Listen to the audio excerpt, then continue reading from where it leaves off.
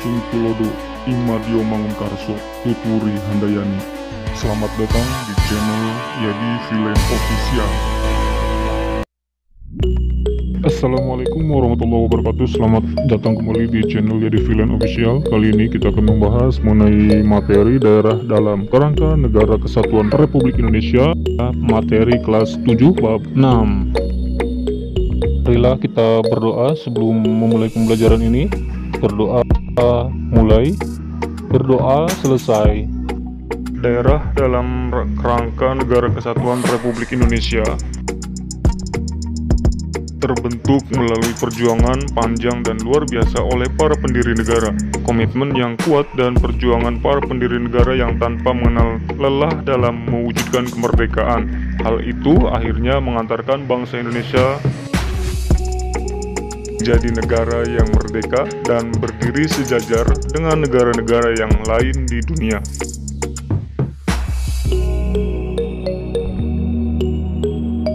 Kesepakatan Pemuda di Jalan Pegangsaan Timur, Jakarta membulatkan tuntutan pemuda bahwa kemerdekaan Indonesia adalah hak dan soal rakyat itu sendiri, tak dapat digantungkan kepada orang dan kerajaan lain. Sejarah tentang lahirnya Negara Kesatuan Republik Indonesia semakin menguat setelah Jepang menyerah tanpa syarat kepada sekutu. Peristiwa tersebut mendorong para pemuda dengan jiwa muda dan semangatnya bergerak mendesak golongan tua untuk secepatnya memproklamasikan kemerdekaan Indonesia.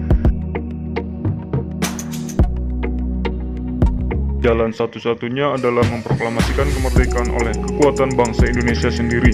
Tekad para pemuda tersebut akhirnya mendorong terjadinya peristiwa Rengas Dengklok.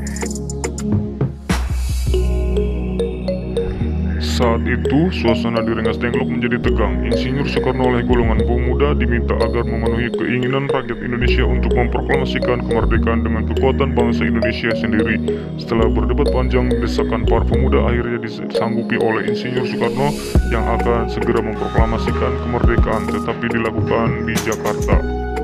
Insinyur Soekarno dengan para penyusun teks proklamasi lainnya menjadikan rumah Laksamana Muda Maida sebagai tempat penyusun naskah proklamasi kemerdekaan Republik Indonesia. Nah, disinilah peristiwa di mana Insinyur Soekarno dan para tim penyusun teks menjadikan rumah Laksamana Muda Maida sebagai tempat untuk menyusun teks proklamasi kemerdekaan Republik Indonesia.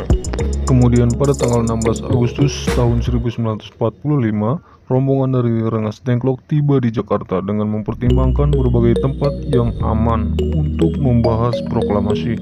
Kemudian Insinyur Soekarno dengan para penyusun teks proklamasi lainnya menjadikan rumah Laksamana Muda Maida sebagai tempat penyusunan naskah proklamasi. Jalan Imam Bonjol nomor 1 Jakarta, teks proklamasi dirumuskan. Meskipun tidak mendapat persetujuan dari Jepang, Insinyur Soekarno dan Muhammad Hatta segera merumuskan teks proklamasi dengan tulisan tangan sendiri. Kalimat pertama berbunyi, "Kami rakyat Indonesia dengan ini menyatakan kemerdekaan Indonesia." Kemudian diubah menjadi, "Kami bangsa Indonesia dengan ini menyatakan kemerdekaan Indonesia yang berasal dari Ahmad Subarjo." Kalimat kedua oleh Soekarno berbunyi, "Hal-hal yang mengenai pemindahan kekuasaan dan lain-lain akan diselenggarakan dengan cara yang secermat-cermatnya serta dalam tempo yang sesingkat-singkatnya." Kedua kalimat itu kemudian digabung dan disempurnakan oleh Dr. Ernest Muhammad Hatta sehingga berbunyi seperti teks proklamasi yang kita miliki sekarang. Insinyur Soekarno kemudian meminta semua yang hadir menandatangani naskah proklamasi itu selaku wakil-wakil bangsa Indonesia.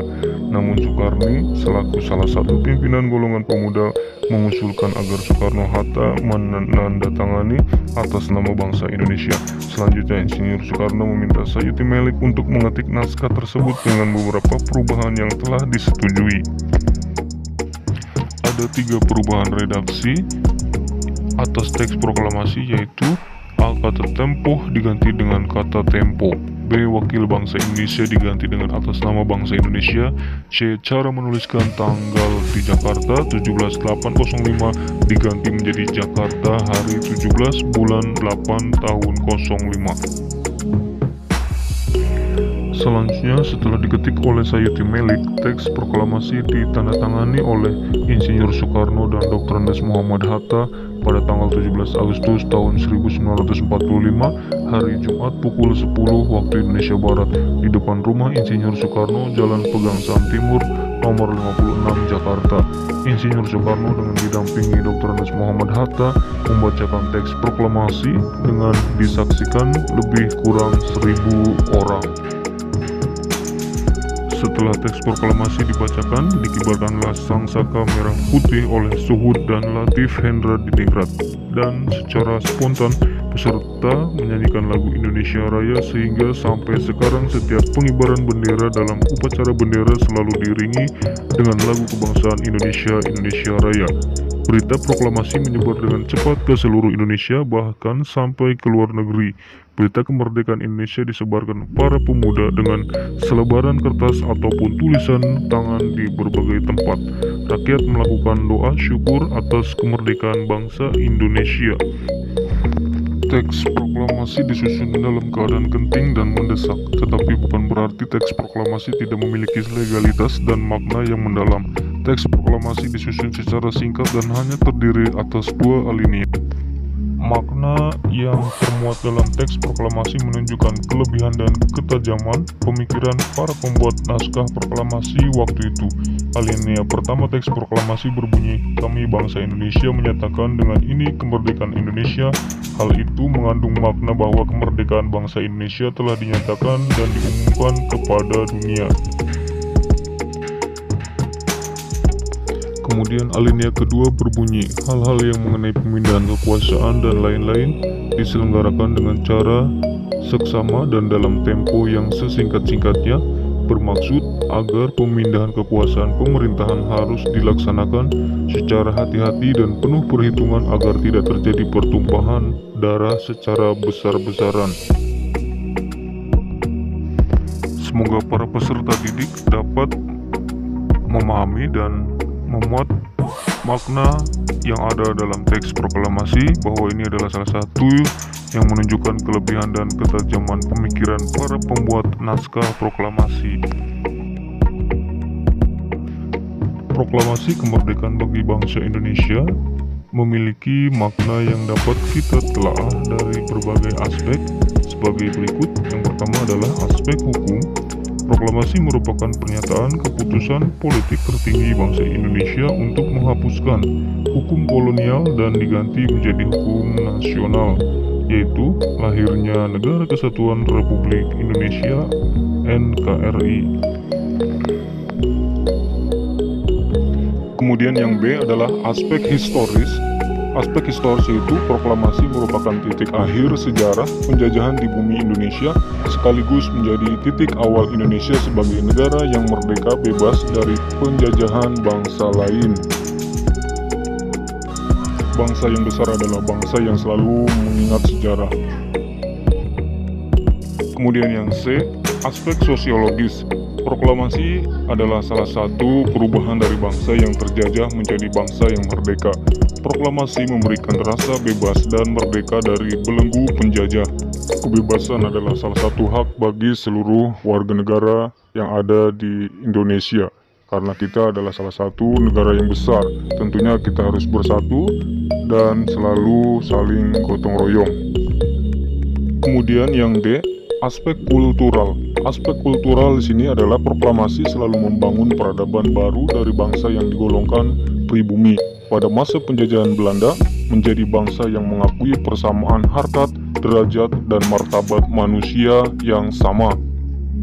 Dengan adanya perbedaan, marilah kita bersatu padu untuk selalu menghargai dan menghormati semua yang berbeda. Kemudian yang E, aspek politis. Di sini proklamasi menyatakan bahwa bangsa Indonesia sebagai bangsa yang berdaulat dan mempunyai kedudukan sejajar dengan bangsa-bangsa yang lain yang ada di dunia. Berdaulat di sini memiliki pengertian bahwa rakyatlah yang berkuasa. Kekuasaan berada di tangan rakyat, dipilih dari rakyat, oleh rakyat, untuk rakyat. Kemudian yang F, aspek spiritual. Aspek spiritual di sini proklamasi yang diperoleh merupakan berkat rahmat Tuhan Yang Maha Esa yang meridhoi perjuangan rakyat Indonesia melawan penjajah. kemerdekaan bangsa Indonesia tidak terlepas dari doa seluruh rakyat Indonesia kepada Yang Maha Kuasa untuk segera terlepas dari penjajahan. Proklamasi mencerminkan tekad kemandirian bangsa Indonesia untuk terlepas dari penjajahan bangsa asing. Sebagai bangsa yang merdeka dan bebas, ingin mengantarkan dirinya ke gerbang kehidupan yang merdeka, bersatu, berdaulat, adil, dan makmur. Kemerdekaan merupakan jembatan emas untuk mewujudkan cita-cita bangsa dan negara. Baiklah para peserta didik yang Bapak banggakan, untuk pertemuan pertama bab 6 ini selesai sampai di sini. Nanti kita lanjutkan kembali di pertemuan berikutnya. Kurang lebihnya Bapak mohon maaf. Wabillahi taufiq wal hidayah. Wassalamualaikum warahmatullahi wabarakatuh.